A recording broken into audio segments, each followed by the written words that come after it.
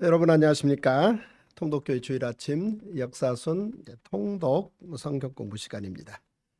여러분은 지난 한 주간 동안 이 1년 1독 통독 성경 336일부터 342일까지 로마서 전체와 사도행전 20장에서 28장까지 매일 통독하시면서 5가지 스토리 포인트를 중심으로 공부하셨습니다.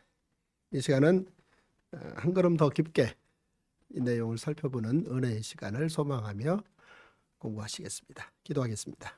좋으신 아버지 하나님, 성경을 선물로 주셔서 감사합니다. 이 성경을 붙든 만큼 우리의 믿음이 자랄 수 있음을 우리 하나님의 은혜로 깨닫습니다. 하나님, 저희들의 믿음은 세상을 향하는데 성경을 붙들고 진정으로 하나님의 영광을 향할 수 있도록 더욱더 우리를 경책하시고 이끄시고 축복하여 주시옵소서. 이 시간도 지난 한 주간 동안 공부했던 성경 이야기에 한 걸음 더 깊게 이해하고 깨달을 수 있도록 지혜로 총명으로 축복하여 주시옵소서. 존귀하신 예수님의 이름으로 감사하며 기도합나이다. 아멘. 인생을 살면 살수록 세상에 대해서 알아갑니다.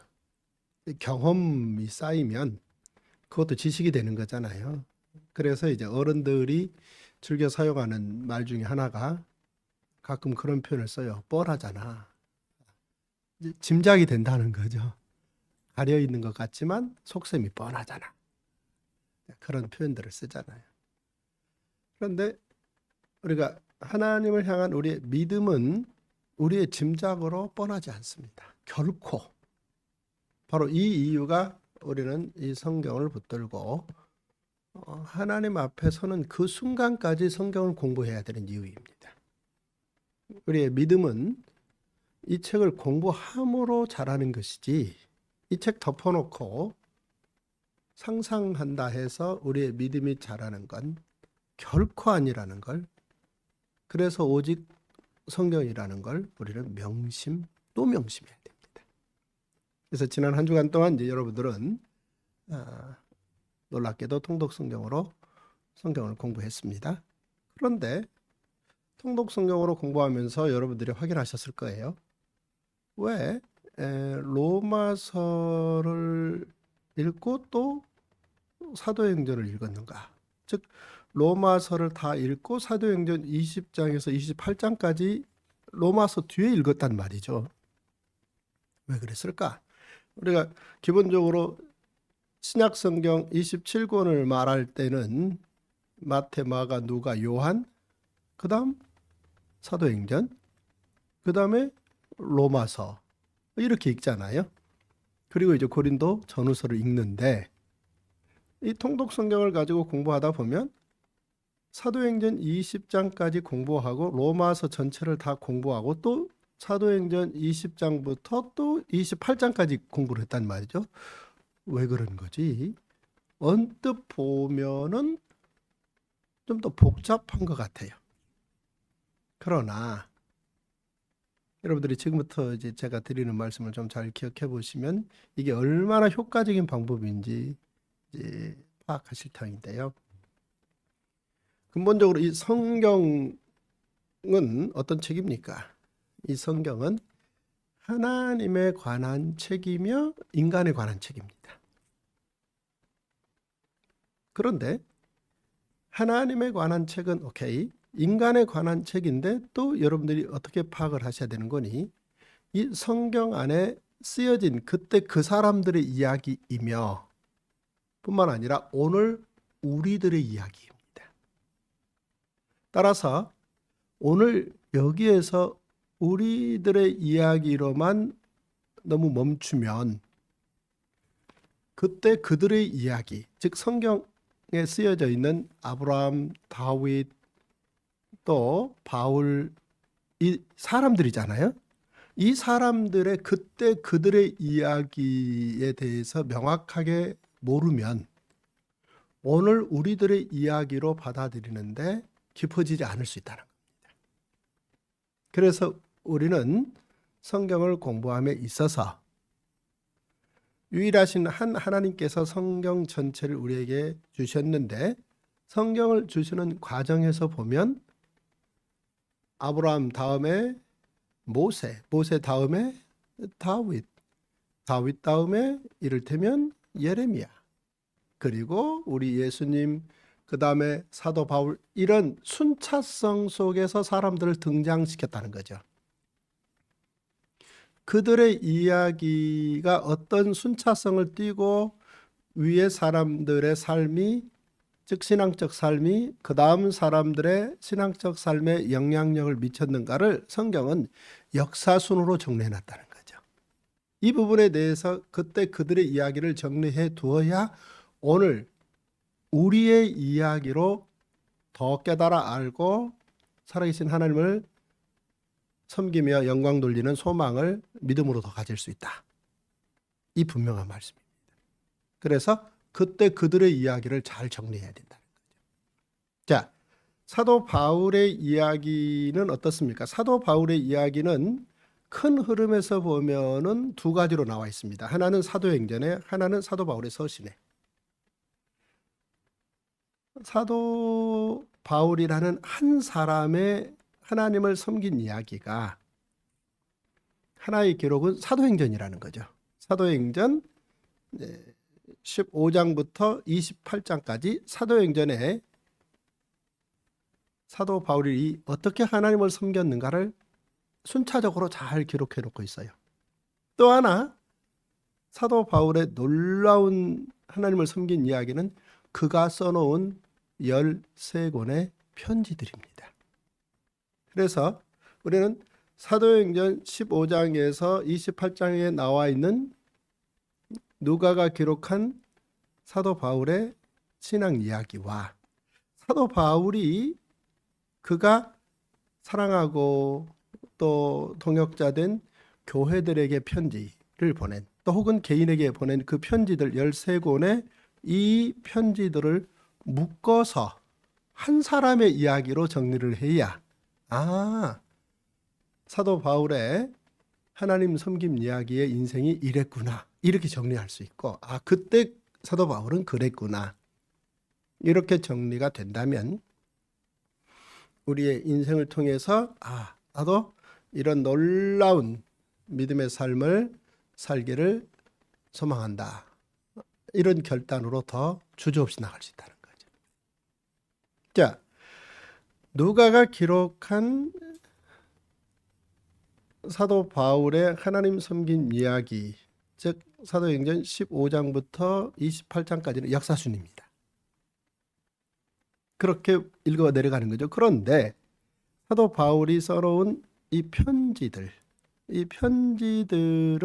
이를테면 이제 로마서, 고린도 전후서, 또 갈라디아서 등등 많잖아요. 근데 이 책들은 편지가 좀 두꺼운 책들을 앞에 사도행전 바로 뒤에 로마서를, 그 다음에 고린도 전후서를 이렇게 막 편집해 놨습니다. 순서적이지 않습니다. 즉 우리가 가지고 있는 기존의 성경에 보면은 사도 바울의 편지는 쓰여진 순서대로 편찬해 놓은 게 아니라는 거죠.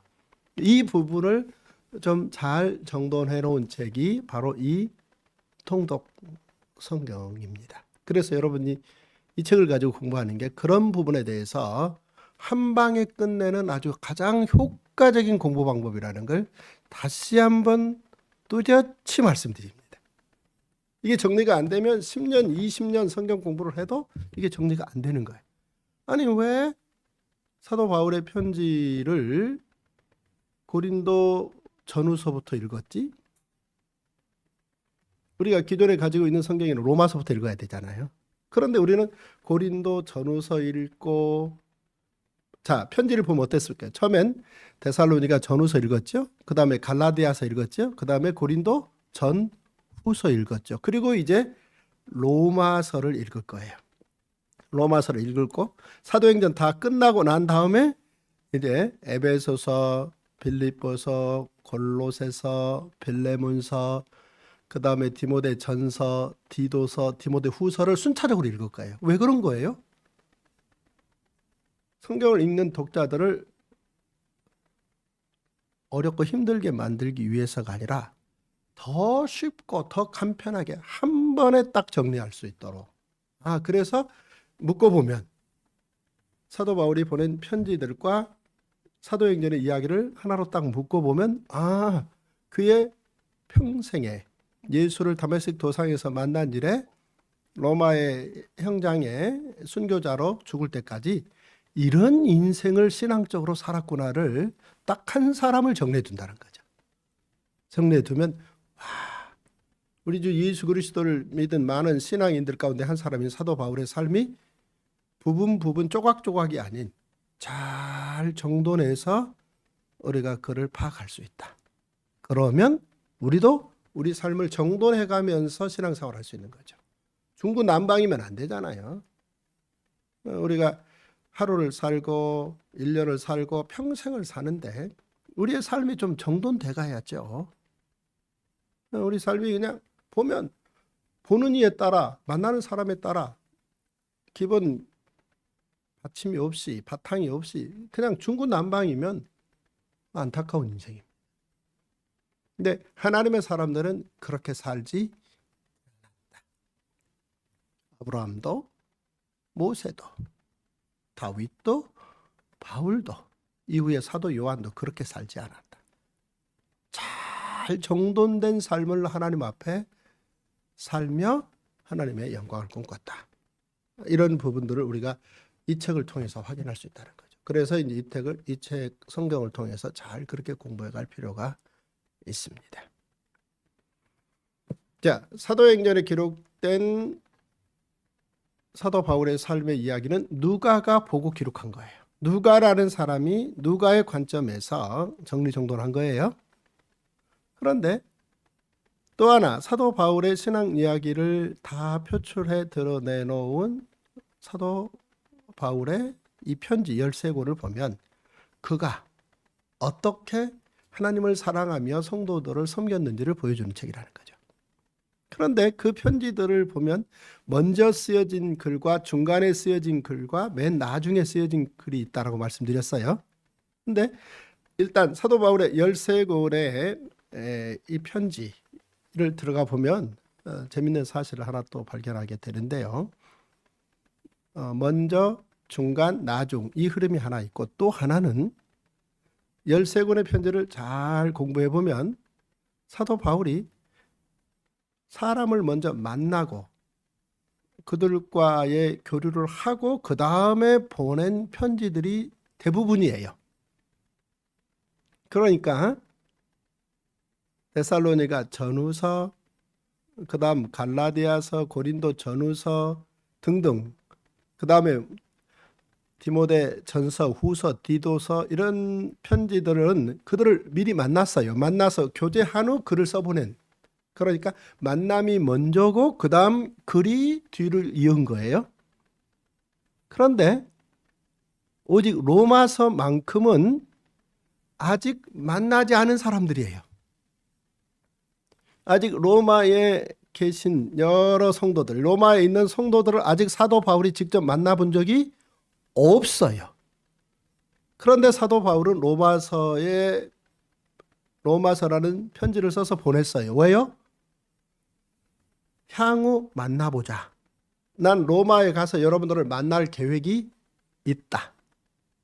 그런데 내가 누군지 미리 소개하겠다. 라고 목표를 가지고 쓴 책이 로마서입니다. 정리되셨죠? 이거 아주 중요한 이야기입니다. 그래서 사실 다른 여타 책들은 이제 미리 만난 적이 있기 때문에 그 만났음을 전제로 많은 이야기들을 주고받는 내용들이 편지 속에 들어있고, 반면에 로마서만큼은 아직 만난 적이 없지만 난 이런 사람이니까 이제 만나서 우리 좀 교제를 가져봅시다 라고 자기 소개서의 형식을 좀 띈 유일한 편지가 바로 로마서다. 이렇게 정리하시면 되겠습니다. 따라서 이제 보면 이제 이 편지들을 가지고 사도행전의 흐름에 끼어들어가야 되잖아요. 그래야 사도 바울이 언제 어떤 사람들을 만나서 어떻게 신앙적 이야기를 주고받으며 서로 성장을 도모했는지를 파악할 수 있는 거잖아요. 그런데 이제 로마서를 이제 공부할 때는 이 책은 사도행전 20장 무렵에서 사도 바울이 로마 교인들에게 아직 얼굴을 본 적이 없지만 이제 편지를 써보낸 편지구나. 자기 소개서구나.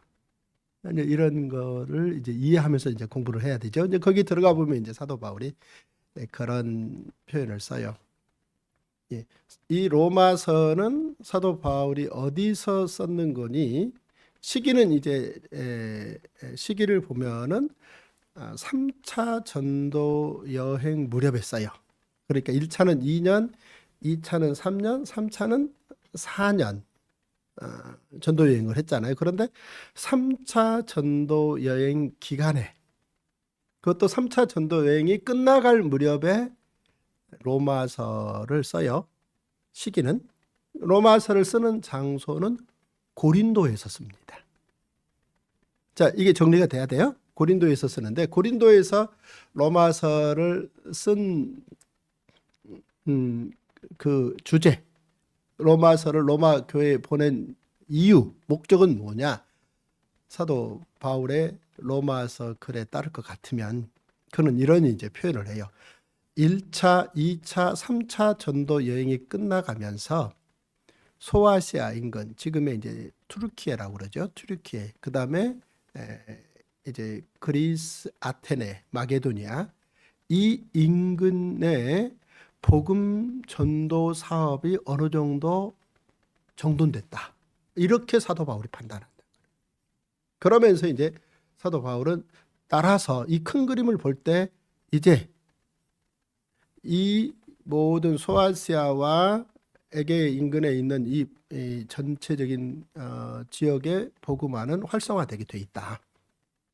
그런데 아직 로마의 복음이 들어갔지만 로마가 아직 활성화되지 않았다는 거죠. 그 로마와 그 다음에 로마 쪽에서 보면 서쪽 끝이 이제 스페인인데 그 스페인 쪽에는 아직 복음이 전해지지 않았다. 따라서 이제 나는 전략적으로, 이 전략적이라는 말은 굉장히 고상한 말이고 수준 높은 이야기예요. 전략적이라는 말. 이 말은 이제 계획적이라는 말과 상당히 비슷한 말인데 훨씬 더 포괄적인 이야기예요. 전략적으로 판단하건대 이제 예수님의 지상명령을 수행함에 있어서 로마를 센터로 해서 스페인까지, 땅끝까지 복음을 전할 수 있는 계획을 진행하고 싶다. 따라서 이제 난 로마를 거점으로 계획을 세우고 있는데 로마에서 예수를 믿고 있는 그렇게 많지 않은 사람들이지만 그리스도인 여러분들과 협업하고 싶다. 그래서 로마를 센터화해서 스페인까지 복음을 전하자. 이런 큰 그림을 그리면서 자기가 지금까지 전해온 복음, 즉 예수 그리스도, 하나님이 그 아들을 이 땅에 보내시사 십자가 단번 제사를 통해서 율법의 규정대로 죄의 모든 용서는 피 흘림을 통해서, 즉 예수 그리스도 하나님의 아들 예수를 제물로 삼아서 십자가 단번 제사에 피 흘리게 하심으로 이제 하나님의 의를 드러내고 그걸 믿는 사람들을 의롭다 칭하시고 그 은혜로 하나님의 자녀 그리스도인 삼아주셨다.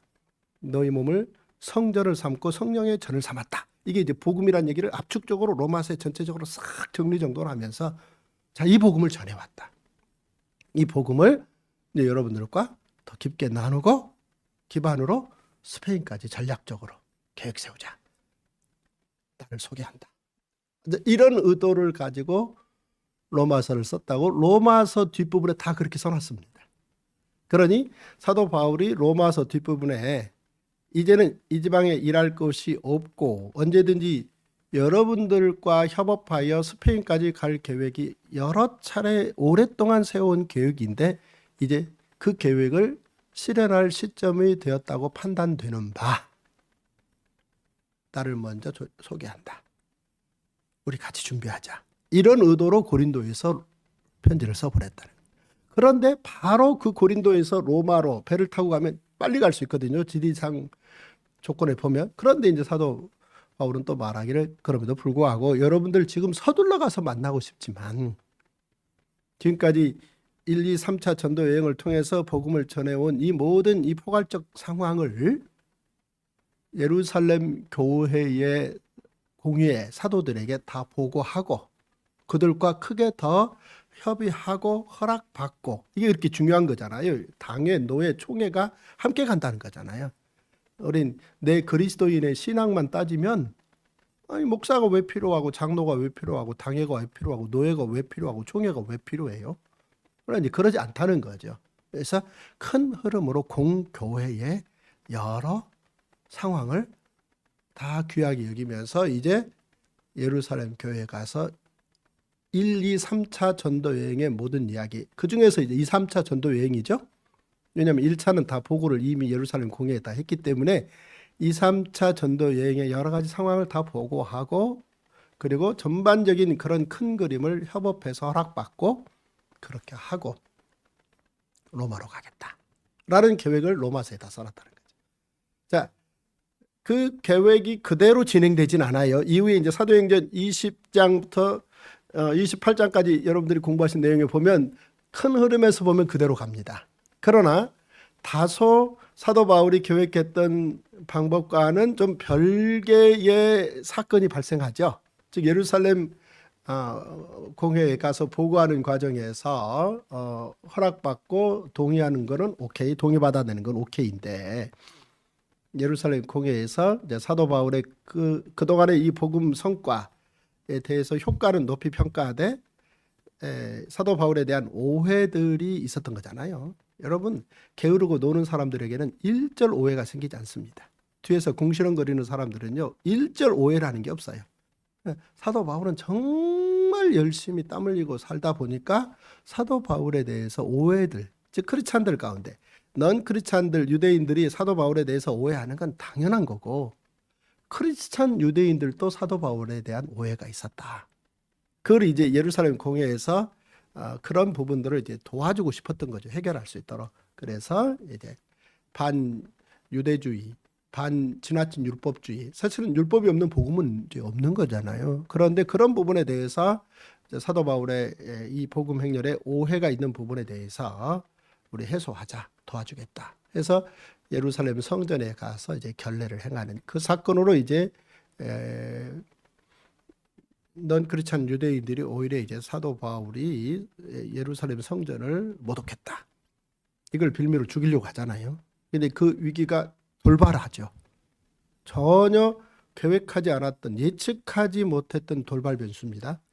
그래서 그 상황에서 이제 사도 바울이 로마 시민인 것을 기점으로 로마 천부장의 도움을 받아서 위기를 극복하고 가이사라에 가서 2년 동안 총독 보호를 받고 있다가 이제 그 총독을 압박해서 이제 황제 재판을 요구하는, 그래서 이제 공식적으로 죄수가 되는 형식을 띠고 로마에 도착해서 오래전, 그러니까 가이사라에서 최소 2년 있었잖아요. 그러니까 고린도에서 로마서를 써 보낸 지 최소 2년 내지 3년 가까이의 시간이 지나고 이제 로마에 가서 자기가 일찍이 보낸 그 로마서라는 편지를 읽은 그 로마 교인들과 기쁨을 나누는 이야기까지 사도행전 마지막으로 공부하셨습니다.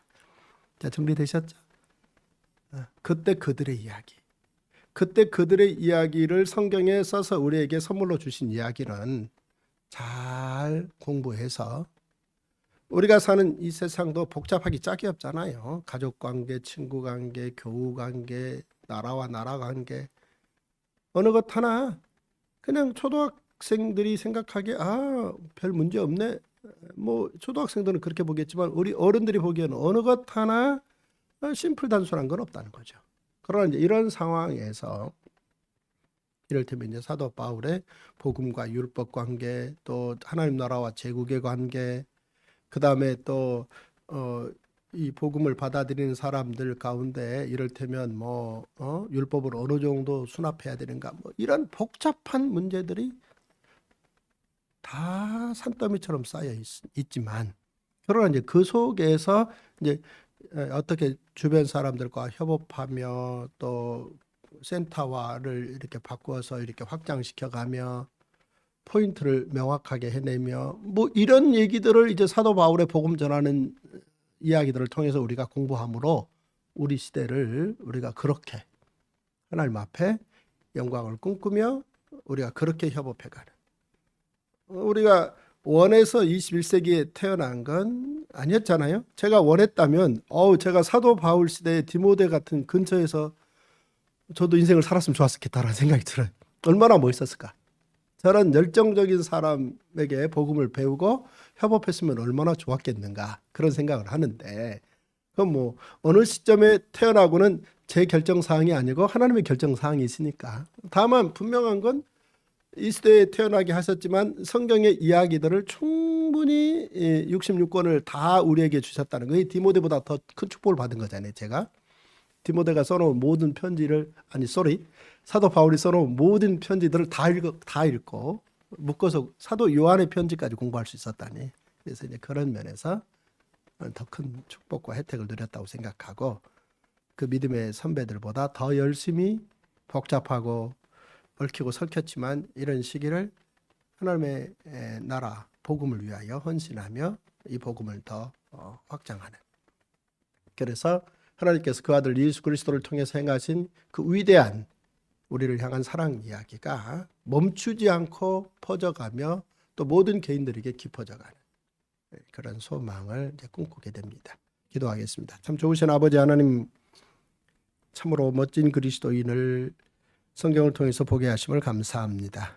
우리가 많이 부끄럽고 부족하지만 성경의 하나님의 사람들, 그리스도인들의 그 놀라운 성령 충만한 이야기, 그리고 예수 그리스도의 그 십자가의 보혈 이야기를 전하기를 간절히 소망하는 그런 열정적 사람들의 이야기가 오늘 우리들의 부끄러움 대신 소망으로, 열정으로 오늘 복된 주일 통독교회 모든 성도들을 바꿔 세우는 놀라운 하루가 될 수 있도록 축복하여 주시옵소서. 다음 주 또 바울의 옥중의 서신서들을 잘 공부하여 하나님 앞에 더욱더 믿음의 소망을 꿈꿀 수 있는 성경 공부 시간이 될 수 있도록 또한 이끌어 주시옵소서.